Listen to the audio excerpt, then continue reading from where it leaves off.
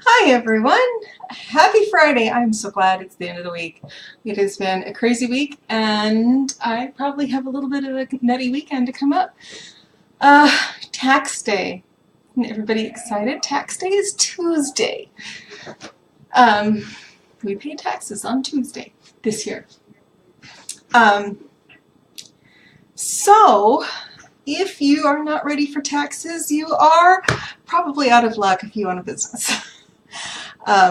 It usually takes several hours to get that done, and so you probably should file an extension for October.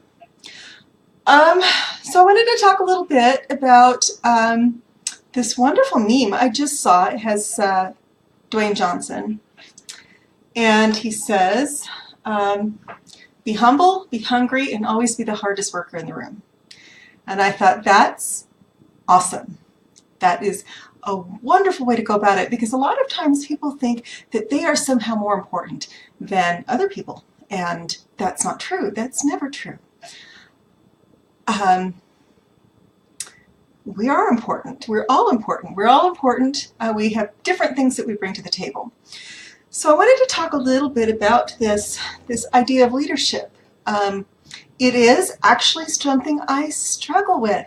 I kind of like to be the boss, but I'm trying to learn how to be a leader, and that's an entirely different set of skills. So the idea, being humble is to recognize that while we're important, everybody's important, we're not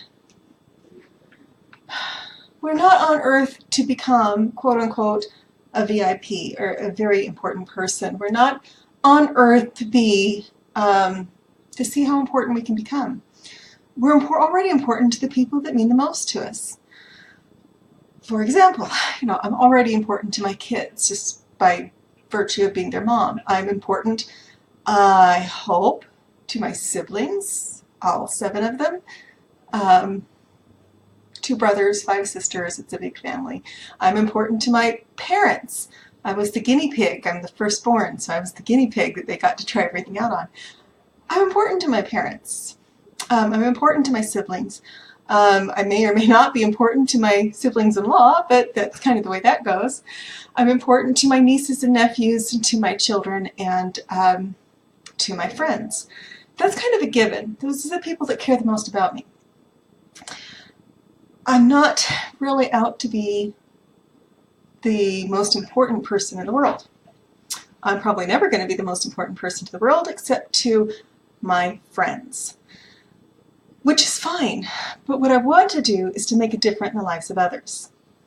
That's how I want to be important. When I very first went into business, and it's been 11 or 12 years ago now, my first business was a virtual assistant business, and if you don't know what that is, it's remote secretarial services. And it was interesting. There were times when I just felt like my clients were overpaying me to do almost nothing, and yet I got busy enough to hire another girl, and I took a chance on her because she was a single mom. She had just left an abusive situation. She had 0 job experience, but she was willing to learn. And this has actually happened a couple of times, so this is some of my proudest moments I'm telling you about. Once was with the girl that I outright hired, and once was with a woman that I taught her how to use QuickBooks, and she credits me for that. But in both cases, I kind of just took a chance and I set it out there. I wasn't looking for anything in return. Just let me teach you these important job skills. Let me teach you, QuickBooks is messed up. Let me show you how to undo that so that you can fix it. You don't have any job skills. Look, I need some help. If you will just help me with these clients, then you can use me as a reference. Both of these women came back to me and said that they owe their careers to me because I had taken the time to teach them something that they needed to know. In one case, I'm not sure that's the case. I think that The gal that I taught QuickBooks to was plenty intelligent enough to figure that out by herself. And I don't think that she necessarily needed the tutoring, but maybe she needed some confidence. The other young lady said, within 6 months, had a job full-time at good pay at another company. And although I was really sad that she left, I was so excited for her because she all of a sudden had all these opportunities, and she now works at a law firm. So I am, those are my proudest moments. They're not times when I'm being important, you know. They're times when I'm helping someone else make a difference. I made a difference in their lives, and that's really what I want to do. Part of being humble is to recognize who you are. You know, I'm going to say we're all important, and then in the same breath, I'm going to say I'm nothing really special. I know what my flaws are. I know what my strengths are. I don't always share them, but I'm aware that, for one thing, I can be rude, obnoxious, and overbearing, and there are days when those are my good traits. And there are times when I am just excited to be breathing in and out. And I know that I have a lot to give, and that's most times. I mean, the days when I'm awful are few and far between, thank goodness. One of the ways to be humble is to share the real you with others. Now, the interesting thing about that, at least as far as I'm concerned, is that the one person that means the more to me than anybody except for people I gave birth to,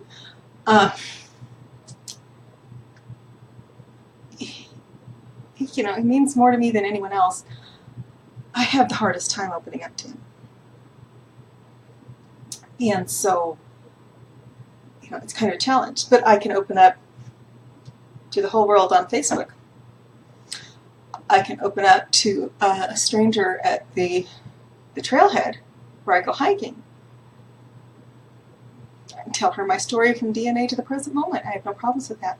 I do struggle with opening up and, you know, expressing my deepest feelings to the people that mean the most to me. And that's a challenge that I'm trying to overcome. One of the things that I'm really working on is I kind of laugh and say I was born here in Provo. I was raised in Seattle, and from the time I was 2 till I was 14. And then we moved back to Kentucky, which is where my parents are from. So I usually refer to myself as a Southerner. One of the things about Southerners is we're pretty damn proud. Pardon my language. We're so proud of our humility. I am humble and proud of it. And that's really kind of how I am. You know, I'm proud of who I am. I'm proud to be a Harris. I'm proud of, you know, who my parents are, and who my grandparents were, and who my ancestors are. Very fascinated with genealogy. I'm descended from Eleanor of Aquitaine, which is a really cool person to be descended from. And I was kind of going through, and once you hook into royalty, you've pretty much got your genealogy done. And I was kind of going through with my kids and saying, you know, we're descended from Edward Longshanks and Prince John, the rotten king of England. And they were kind of laughing and going, oh, weren't we descended from any good guys? Oh, King John gave us the Magna Carta. He wasn't considered a good guy in his time, but that was a huge thing. Stick to your principles. That's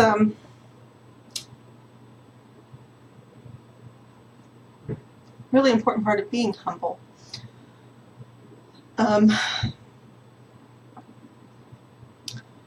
I am very particular about how I'm treated.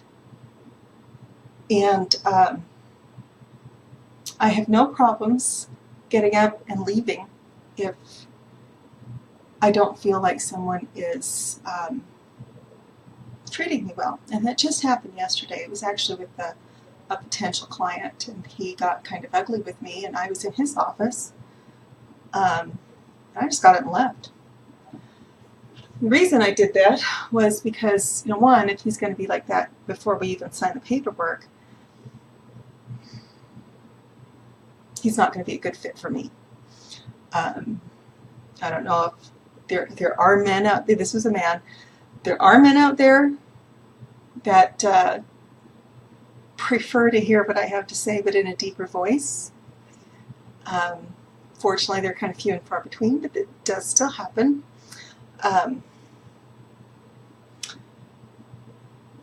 So I don't know what this guy's problem was, but I did know that I value myself enough that I didn't need to stay when I didn't think I was wanted.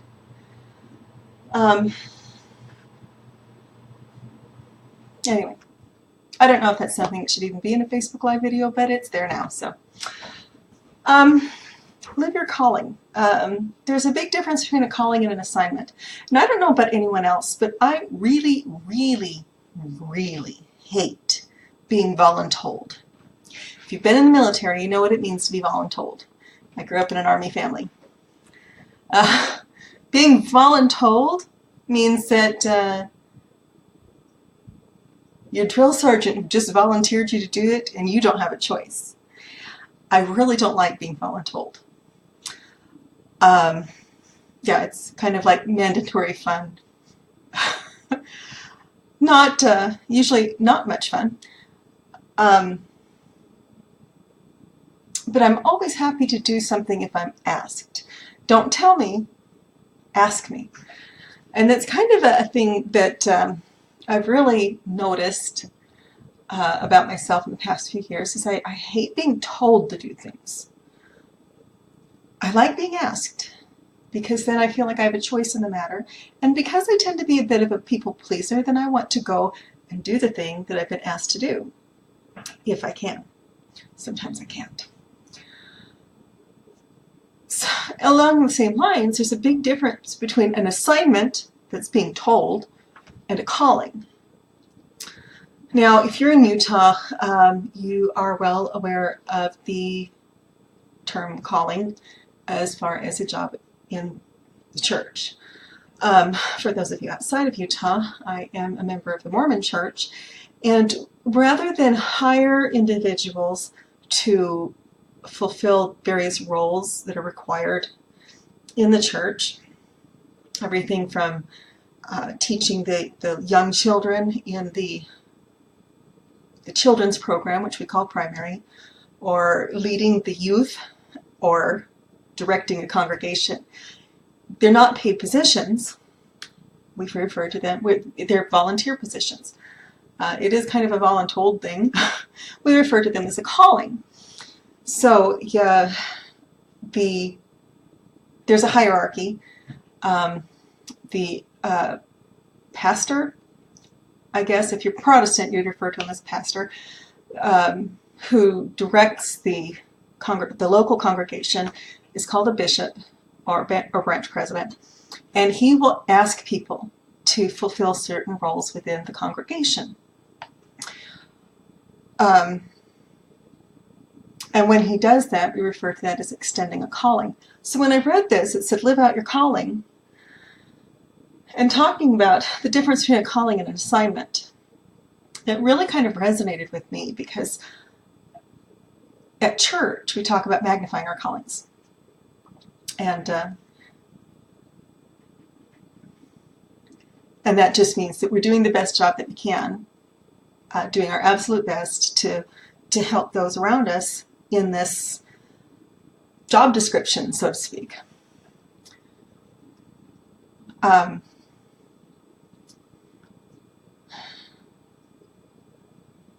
My youngest just got called to be a home teacher, and that just means that he's assigned to go with, he's been asked to go with an adult to visit various families in our congregation, make sure they're okay, see if they have any needs, and teach a little lesson. And it's a learning experience for someone as young as 14. That's why they pair them with adults. And it's kind of a way of course, nearly everybody knows that our young men, Mormon young men, serve a mission starting at 2-year mission at age 18. So it's kind of getting them ready to go out and step out of their comfort zones. And so when I was saying, a calling is something you may be asked to do. But especially when it comes to work, it's something that really kind of ignites your passion. It's not an assignment. I'm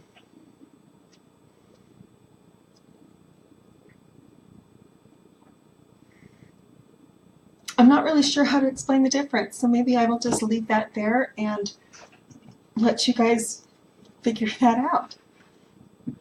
The next thing is stay humble, now stay hungry.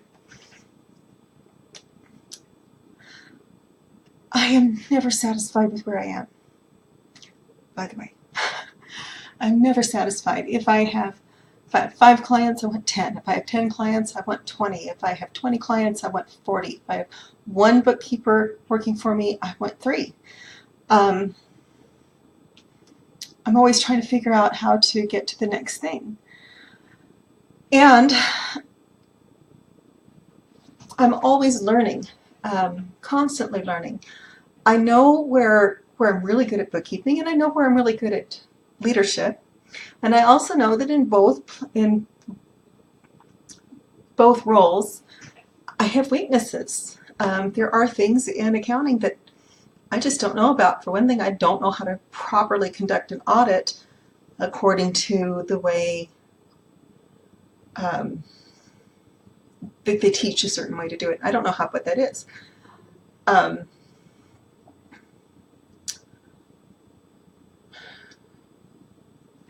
And I struggle with leadership because I find it, it's much easier to be a boss than it is to be a leader. It's easy to tell people what to do rather than show them and teach them and mentor them. And I kind of struggle with the showing and teaching and mentoring them. I kind of struggle with communication. That's something I've always known that I struggle with. So because I keep wanting to be better, I want to be a better person, I want to be a better leader, I want to be a better bookkeeper, I want to become an accountant, I want to be a better mother, sister, daughter, sister-in-law, aunt. I have all these roles in my life. I want to do better at them. So I'm constantly learning. And proof of that is, here it is, April 14th, and I've read 40 books this year. And some of them are on subjects that are business-oriented. And some of them, I'm reading one on the Antarctic. So that has nothing to do with anything that I do. I just think it's interesting. So I read a lot. I read all the time. I'm so thankful for ebooks, by the way. I just love that I have a whole library on this, and I'm not lugging huge paper books. I love paper books, by the way. I'm not bashing them. But it's great that I have a whole library at my fingertips. I can access them on my phone, I can access it on my tablet, and if I'm, anytime I have a few minutes to myself, I'm probably reading. And that's because I have this tremendous love of learning. I love to learn new things. I love to read a book and just sit there and go, I didn't know that. That's so cool. Another way to stay hungry is to love what you do. This is really where I think a lot of people struggle, because here's an example. One of my dearest friends is a salesman, and he has that wonderful, outgoing, when he steps into a room, his presence fills the room. And he at least it appears to be, he's confident and he's powerful, and he's, you just walk in and you're like, oh my gosh. When I first met him, I was actually pretty intimidated by him. I was scared to death of him because he's just that powerful, confident, I know what I'm doing and I'm going to look out for you kind of a personality. And he loves sales. That's really where he flourishes. And not too long after we met, I was trying to meet up with him, and he said he was stuck in the office doing taxes. And we, kind of continued our conversation, and it turns out that what I love to do, which is to sit in an office and kind of be alone, is like pulling teeth to him. It's like he would rather, get a root canal with no anesthesia than do what I do every day. And I do a lot of bank reconciliations. I do a lot of, just sitting at the keyboard and crunching numbers. And it's, that being almost all I do. On the other hand, I don't hate sales like he hates accounting. I'm one of the very few people that I've met who thrive in a bookkeeping environment. And I'm also able to do sales, and I have no fear of meeting anyone. I go to networking groups. I put myself out there. I try to be that person that kind of takes up the whole room, because I'm not worried about what anyone else thinks of me. Here's what I know. If they're in business, they need my services. They may not know that they need my services, but they need my services. I absolutely love my job. I love everything about my job. I love being self-employed. I love doing bookkeeping. I love talking to people. I love going into the office, shutting the door. There's so much for me to do. So because I love what I do, I hope it shows through. Doing these videos is kind of a stretch, because what I really want to do is have someone else do them, have them pre-scripted, have a better background, which is coming. This is kind of a stretch. I don't know how to use the software that I'm using. I'm just using the basic. So I'm having to learn that. But again, it kind of goes back to keep learning, stay curious. Another way to stay hungry is to stay current, creative, and engaged. I have talked to bookkeepers who still do their books with a pencil and paper.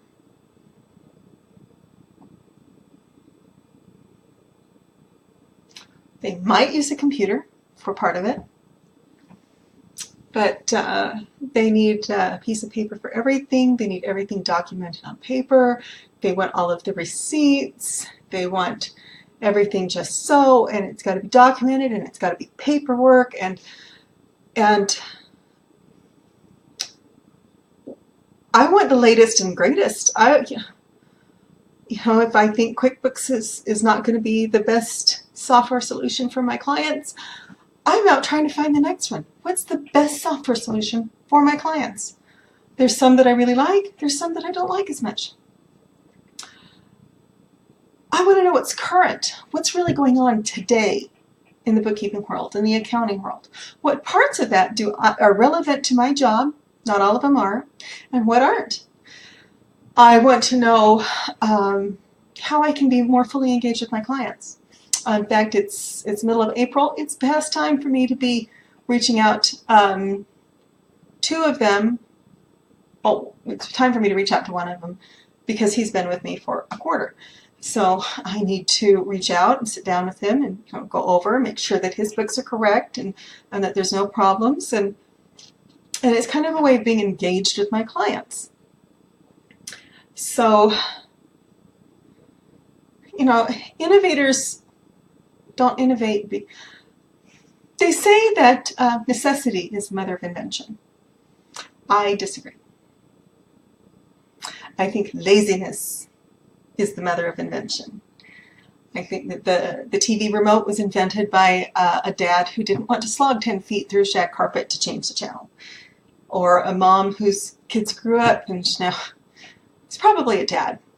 Guys are lazier at home. And the other way to stay hungry is to take calculated risks. I just had a conversation where we were talking about office space. And I have considered renting an office suite, but I don't really need that much space right now. I do need to be out of my home, but I don't need that much space. I don't need 6 offices and a kitchenette and 2 bathrooms and et cetera, et cetera.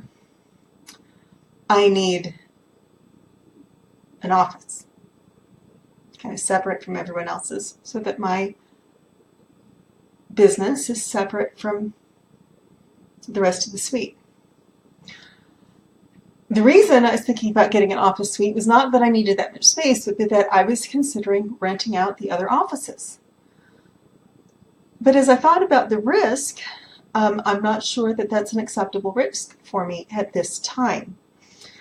Later on, it may become one. It may become something that I'm perfectly okay with.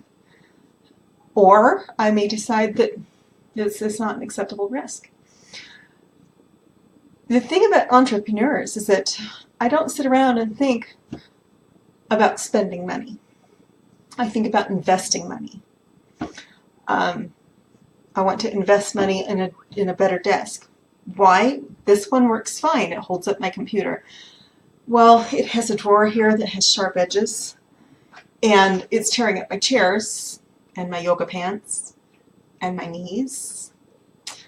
And because of that, now I'm thinking, yeah, I need to invest in a better desk that doesn't have sharp edges that are hurting me. Because my number one investment is in me. But you have to consider what the return on your investment truly is. And then the last thing is hustle. Hustle.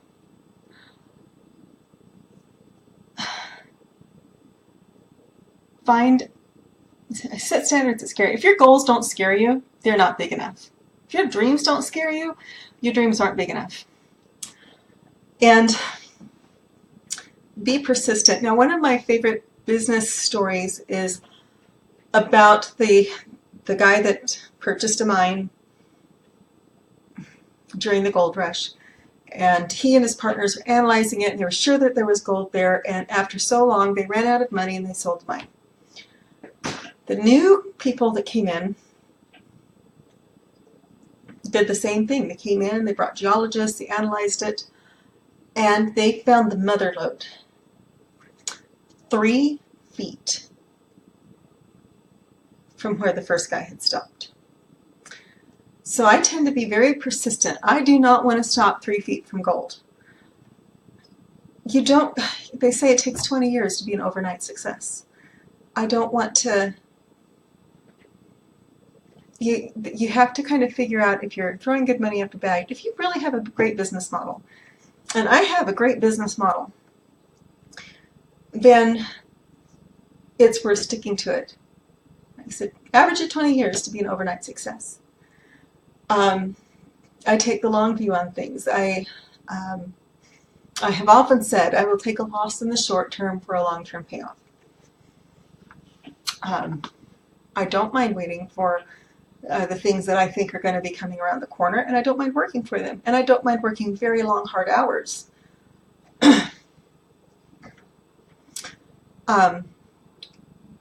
I don't feel like I need to stand up on a mic, with a megaphone and say, "Look at me, I'm the best." I would rather prove it. And I do, every time I send out reports, every time I talk to a client, every time I do things to grow my business, my goal is always to be the best. I've been accused of being really competitive, and many times I am. But I'm trying not to be competitive in a way that puts other people down. I try to be competitive with the attitude of, well, if they're good, if they are that good, I have to work that much harder to be better. I don't want to put them down. I just want to work harder. Oh, you're comparing me to a CPA. Okay, well, maybe I should go out and get my CPA license. Maybe I shouldn't. Maybe I should just think about it. If someone says, oh, so-and-so does a better job than you. They might. How are they doing a better job than me? And how can I do better? Again, it's not a matter of putting the other person down. It's a matter of how can I be better? How do I improve myself? There's some things I can't do. I can't grow to be 6 feet tall. I'm 5'3". I can't compete in a bodybuilding contest with 20-year-olds. There are just some things that happen over time. But as far as, you know, it's kind of going back to school. If someone says, well, you got to see that she got, I wanted straight A's. Didn't always get them. But if with straight A's, you have a benchmark. And I remember my first corporate job, really working hard because I wanted to be the best. Not just good, not just good enough, the best. So I read fast and I think fast. And I make snap decisions, and sometimes they're not the best ones, but I make quick judgments. And I worked with a team of 4 other girls. We handled Medicare patients, older people, and we had a list. We had our benchmark was how many days did it take to get a claim from the patient being seen to payment in full. And that's referred to as AR days. And so I was busting my butt. If it was, it was kind of things like, if it's under $10, I'm writing it off. If it's this much, and I tried to reach them twice, I'm sending it to collections. If it's, I kind of had some benchmarks for myself of, this is how I can do this job quickly. And all of us got called into the boss's office, and she pointed out that I did more work than anyone else on the team. And I wasn't trying to put anyone else down. And here's where you see the difference in competitiveness. I wasn't trying to put anyone else down. I actually did not care what the other girls were doing. I did tell them if they wanted help, if there was anything I could do to help them, I'd be happy to help. But I wasn't monitoring what they were doing by any means. I was just doing the best job that I possibly could for myself. And trying to be the best. That was my job. And as far as I was concerned, I wanted to be the best. Well, we come out of the office, and I had just been praised to the skies. I had processed more claims. I had talked to more patients or patients' families. I had brought more money in. I had, and they knew who we were assigned to. We were in alphabetical order. I had the A's and the E's. And we come back to our desk, and this is the bad kind of competitive. One of the other girls that I worked with yelled at me that I was making the rest of them look bad. That's not the kind of competitive that you want to foster. She yelled at me. She ranted at me that I was making the rest of them look bad because I went quickly. I wasn't necessarily thorough, but I did move quickly. And you're making the rest of us look bad, and I don't like it when you do this, and I don't like it when you do that, and I remember just going, well, then do better. If you want to do as many customers, if you want to handle as many customers as I do, learn what I do.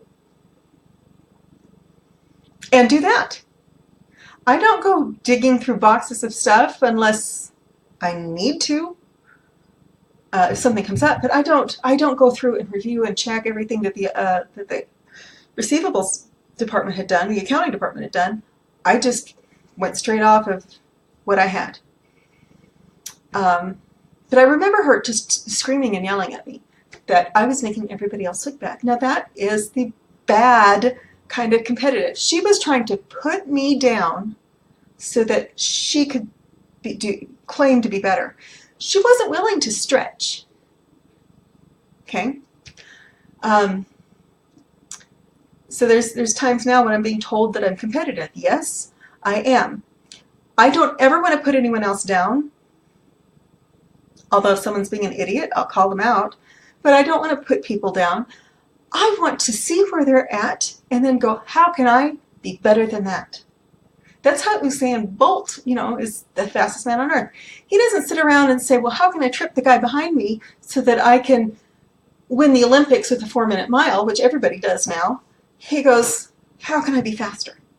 I have to beat the best. I have to be faster. Scott Hamilton, the ice skater, didn't ice skating. What was her name? He didn't take a baseball bat to anybody's knees so that he could be the best. He just worked extra hard. And that's the difference between the good kind of competitiveness and the bad kind of competitiveness. In the bad kind, you're trying to hurt other people to make yourself look good. And I don't know if anyone else remembers that incident with the two girls, the ice skaters, and Tanya Harding was one of them. And if anyone remembers who the other one was, please tell me, because I'm just drawing a blank. But she took a baseball bat and she kneecapped her competition. And I thought, I don't ever want to be that kind of competitive. I want to be the kind of competitive that goes, well, if she's this good, I have to work twice as hard to be better. Again, Tanya Harding, that's one of the wonderful examples of the bad kind of competitiveness.